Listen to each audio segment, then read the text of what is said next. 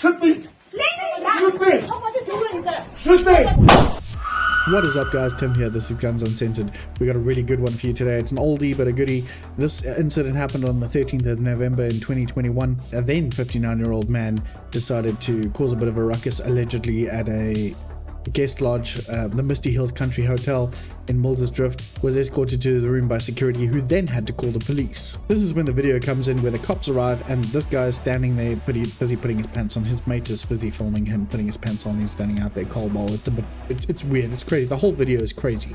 In a nutshell, what basically ended up happening, the guy in question, Len Huter, decided to get a little bit belligerent with the cops. There was a bit of an exchange of words. He got aggressive. He went to go and fetch his gun. He cocked it.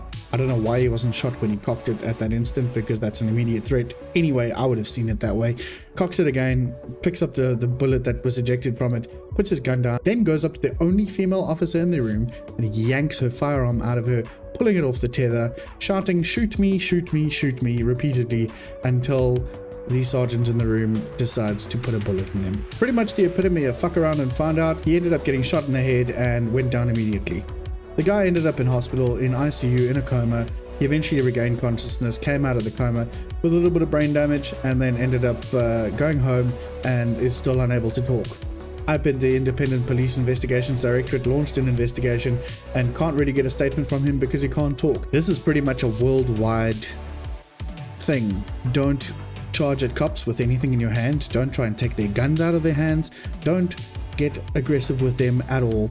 It's kind of stupid. You'll end up getting shot in the face. As of this moment, the officer that actually pulled the trigger has not been charged. He acted in self-defense. He did have a firearm in his hand that he did pull off a police officer and was getting very aggressive at the time. I can tell you right now, if anyone tried to take my firearm off of me, they would end up getting shot too. So we got that footage here. Let's take a look at it. I'll blur out a couple of things just because of YouTube's community guidelines and stuff like that. I don't want to get any strikes.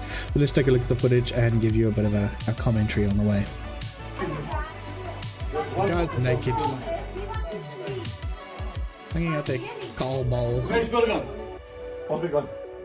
Pass my gun, where's my firearm? Goes and fetches it. Guys. Who's playing dangerous? And he cocks his gun. Who's playing dangerous? You fucking coward! Come on! You fucking asshole! It is kind of an offense to swear at the police in South Africa as well.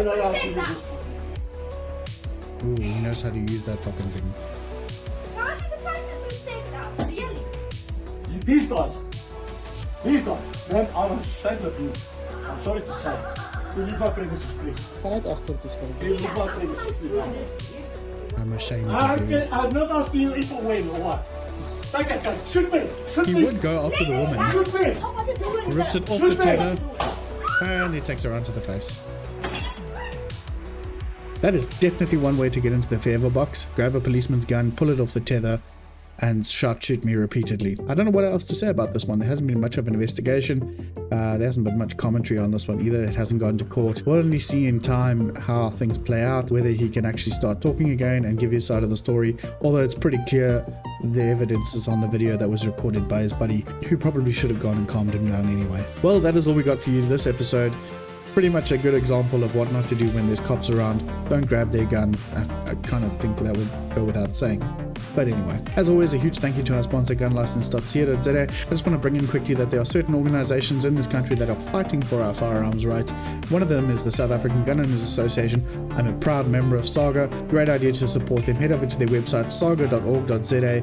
Become more involved in fighting for our firearms rights in South Africa. Well, that's all we got for you today. Thanks so much for tuning in. If you haven't hit that like and subscribe button, please do.